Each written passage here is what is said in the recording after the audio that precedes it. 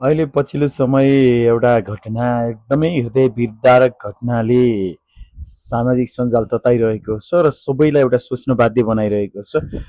Nepali bro Kumar Thapa Magar जसको श्रीमतीको हत्या उनले नै गरे भनेर यो अहिले उनले आफै पनि प्रहरीमा आत्मसमर्पण गरेका हुन्। बालाजुमा एकदमै तनावग्रस्त अवस्थामा आज एकजना गृहिणी जो एउटा नारी यही विषयमा आफ्नो भनाइहरू राख्दै हुनुहुन्छ। स्वागत छ यहाँलाई।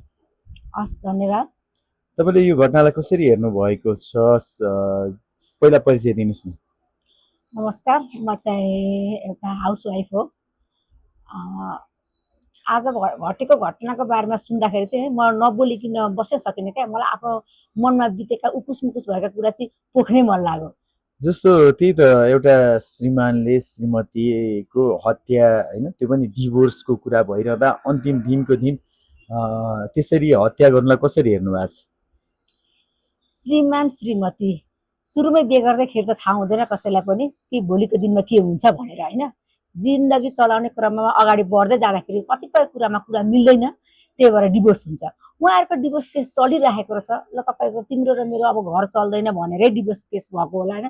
चलिरहेको छ, डिभोर्स पनि हुने पक्का भएर पनि डिसिजन हुने दिनै भइसकेको रहेछ। त त्यो एउटा आवेगमा आएर त्यो श्रीमतीलाई मार्नुपर्ने के आवश्यक थियो भन्ने चाहिँ मेरो मनमा चाहिँ एकदम उकुस मुकुस भइराख्दाखेरि मैले धेरै कुरा सोचेँ क्या। हरेक छोरा मान्छेमा एउटा इगो चाहिँ धेरै देखाएको छु क्या मैले। छोरीमा नि हुन्छ होला, तर विशेष गरी चाहिँ छोरा मान्छेमा पनि क्या। किनभने आज मात्र यो एउटा घटना होइन, आज भन 1-1.5 वर्ष अगाडि अमेरिकामा पनि एउटा घटना घटेको थियो ममताको। उसलाई जसलाई उसको श्रीमानले चाहिँ टुक्रा टुक्रा पारेर मारेका थिए। त्यतिखेर उनले यति पनि सोचेनन् कि मेरो 1 वर्षकी छोरी पनि छ, भोलिको दिनमा मेरो छोरीको अवस्था के हुन्छ, मेरो छोरीलाई कसले टेक केयर गर्छ, आमाभन्दा राम्रो टेक केयर गर्ने बाउ पक्कै पनि हुँदैन। त्यस्तै आजको यो नेपाली ब्रो, उहाँले समाजलाई के दिनुभयो त? एउटा मोडल पनि हुनुहुँदो रहेछ उहाँ, एउटा रेसलर पनि हुनुहुँदो रहेछ उहाँ, एउटा राम्रो एउटा टिकटकर पनि हुनुहुँदो रहेछ उहाँ। समाजलाई उहाँले दिनुभयो चाहिँ के त? उहाँलाई हेरेर के सिक्ने त भन्ने कुरामा चाहिँ के भयो त? अहिले आफ्नो श्रीमतीलाई मार्ने, आखिर उहाँलाई चित्त बुझ्दैन थियो भने त भोलिको दिनमा डिभोर्स छुट्टिने रहेछ, छोडिदिएको भए हुन्थ्यो नि त। एउटा आमा बाउले आफ्नो बच्चालाई हुर्काई बढाई पढाइ ठुलो पारेर बिहेदान गरी कन्यादान दिएको हो नि त।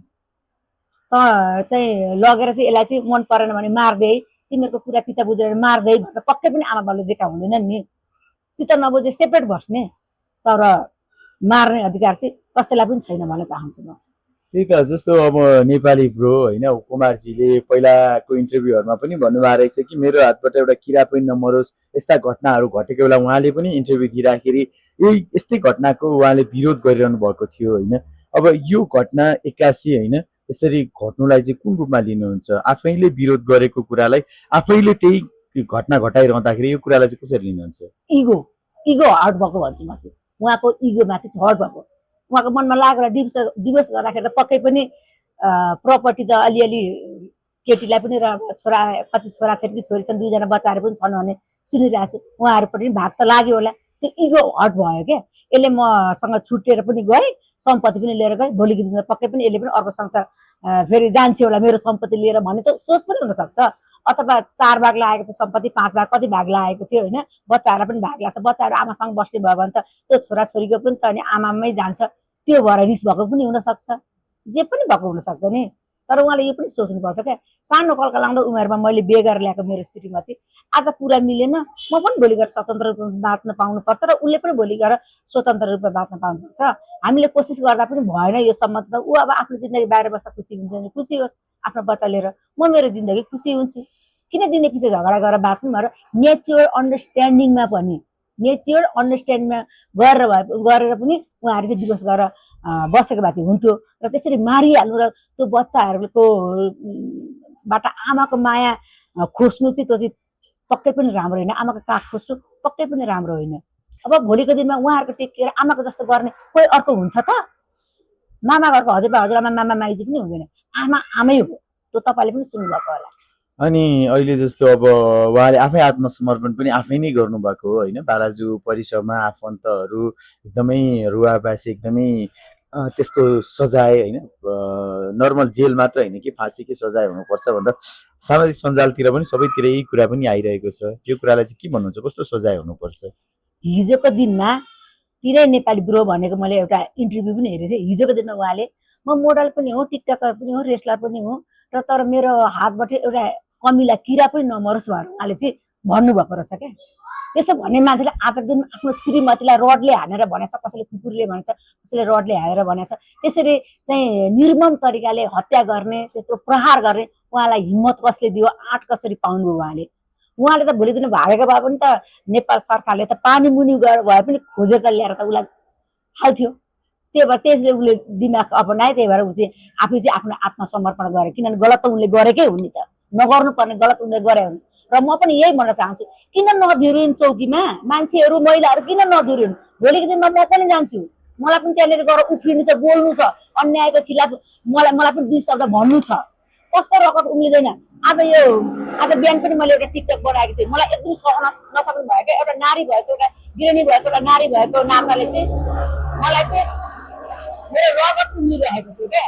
रगत उम्लेको सम्बन्ध हुँदैन भने किन जोड्ने, सम्बन्ध हुँदैन भने एकअर्कालाई मारामार काटाकाट किन गर्ने?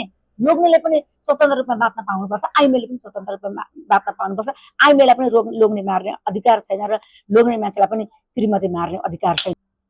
अब त्यही त, यो घटनामा नेपाली ब्रोलाई होइन, उहाँलाई के सजाय होस्, कस्तो सजाय होस् भन्ने चाहनुहुन्छ? अहिलेको सरकारले दिन्छ दिँदैन थाहा छैन। मलाई चाहिँ यस्तो लाग्छ कि उहाँलाई चाहिँ चौबाटोमा लानु पर्यो। चौबाटो भनेर थाहा छ नि तपाईँलाई, चारवटा बाटो जुझेको ठाउँमा, त्यस्तो चोकमा बजारको बिचमा लिएर गएर उहाँलाई लाइभ राखेर उहाँलाई चाहिँ सजाय, कडाभन्दा कडा सजाय, निर्मम तरिकाले चाहिँ सजाय दिनु पर्यो। यसो गर भने मात्रै भोलिको दिनमा चाहिँ अरूले चाहिँ यस्ता हिँडाउँदा हरकत गर्नबाट चाहिँ अलिकति मनमा डर राख्ने हुन्छ। अब आज यसको त सरकारले आत्मसमर्पण गर्यो, जेलमा गएर 6-7 वर्ष, 4-5 वर्ष, 2-3 वर्ष, कति वर्ष बच्छ। अनि त्यो अब पहिलेको त त्यस्तो हुन्छ, पहिलेको सरकार हुँदा, अहिलेको सरकार हुँदा त्यस्तो हुन्छ कि हुँदैन थाहा छैन।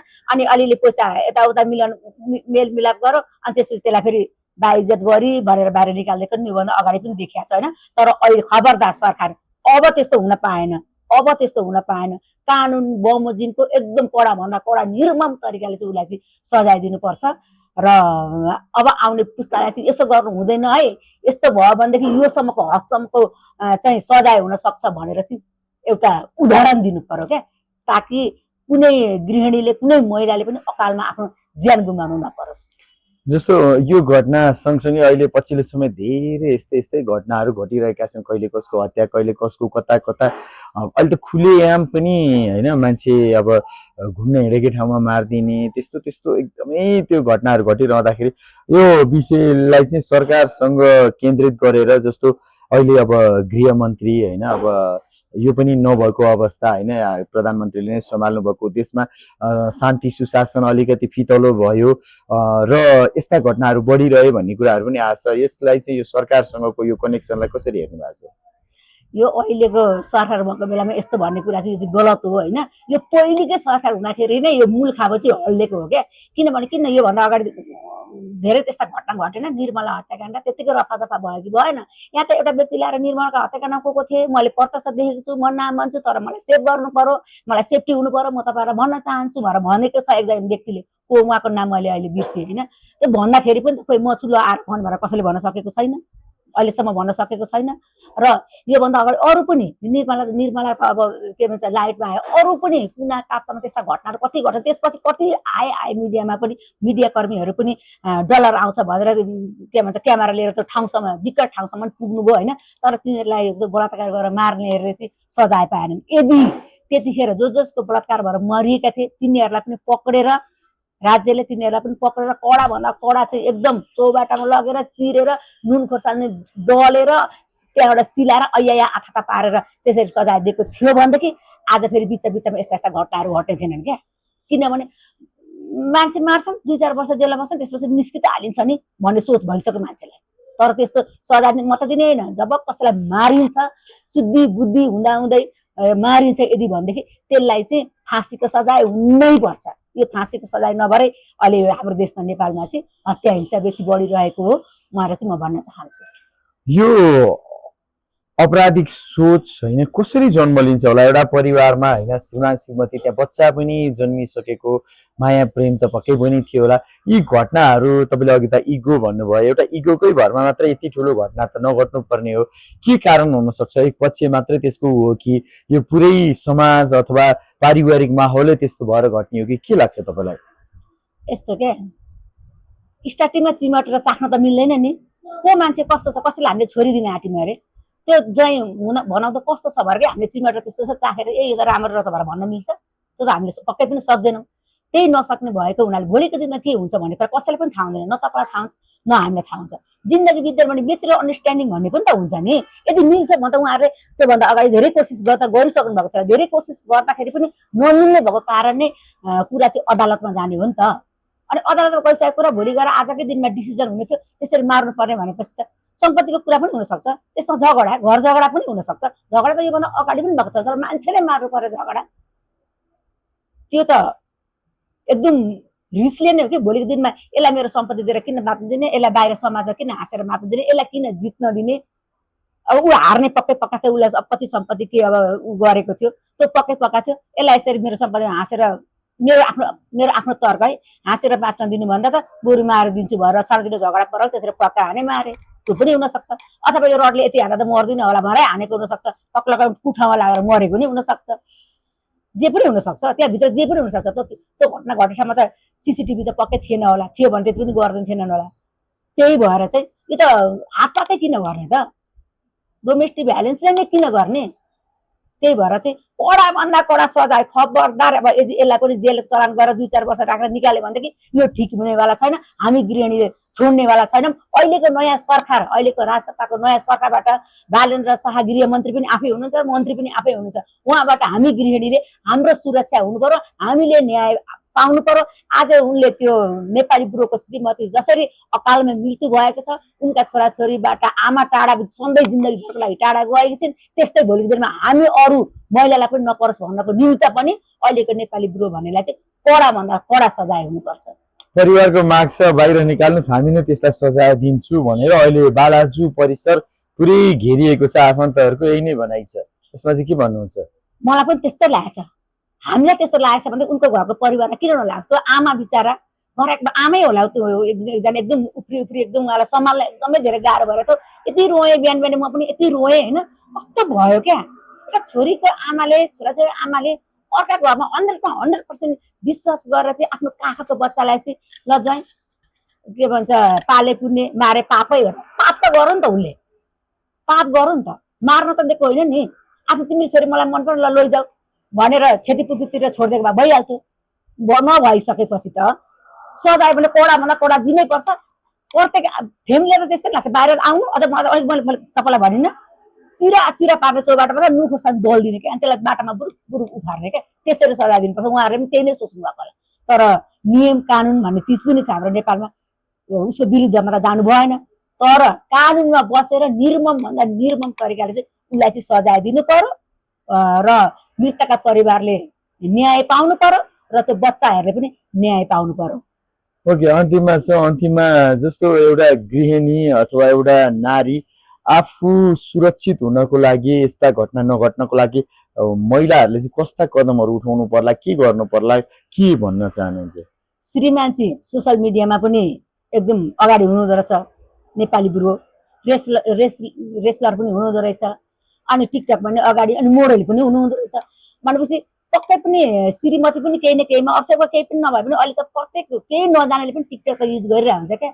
उहाँलाई त अलिकति केही न केही त भान त हुनु पर्यो नि सायद उहाँ अब दिवस भए पनि होस् तर भइरहेको छ आखिर हुनेवाला चाहिँ भोलिको दिनमा छुट्टिने छ किन यो सामाजिक उसमा सञ्जालमा आउनु भनेर चाहिँ उहाँले सायद उहाँको पनि हुनसक्छ नदेखाएको पनि हुनसक्छ किनभने उहाँको त डिभोर्स हुने पक्कै अब डिसिजनै हुन आँटिसकेको रहेछ भनेपछि त त्यही नै थियो होला त्यही भएर उहाँ आउनु भएन होला तर जब आफ्नो नै ज्यानमाथि केही पर्छ भने उहाँले पनि चाहिँ सामाजिक सञ्जालमा माथि चाहिँ मलाई यस्तो यस्तो धम्की आएर मलाई यस्तो भनिरहेको छ म सायद मलाई यसले केही हार्म पुर्याउन सक्छ है भनेर चाहिँ सामाजिक सञ्जालमा भनिदिएको भए हुन्थ्यो क्या अहिले कुनै पनि सस्तोभन्दा सस्तो मोबाइलमा पनि क्यामेरा हुन्छ भने क्यामेराबाट भिडियो हालेको भएदेखि उहाँको ज्यान पक्कै पनि बस्थ्यो कि भन्ने चाहिँ एउटा लागेको छ क्या पोख्नुपर्छ उहाँलाई मात्रै भनेको होइन, गाउँघरमा यो हाम्रो पहाड मधेस तराई जहाँ पनि हिमाल जहाँ पनि जति पनि नेपाली दिदी बहिनी महिला अथवा पुरुषै पनि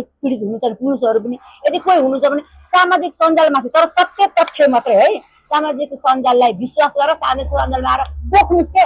भोलिको दिनमा तपाईँको ज्यान जानुभन्दा अगाडि, तपाईँको बच्चा टुङ्गो हुनुभन्दा अगाडि तपाईँहरूले चाहिँ आफूमा अन्याय भइरहेछ भने मलाई यही तरिकाले अन्याय भइरहेको छ भनेर चाहिँ सामाजिक सञ्जालमा आएर पोख्नुहोस्। तपाईँको के भन्छ ज्यान भन्दा ठुलो तपाईँको इज्जत हुँदैन, तपाईँको ज्यान बच्छ भने मात्रै तपाईँको इज्जत हुन्छ।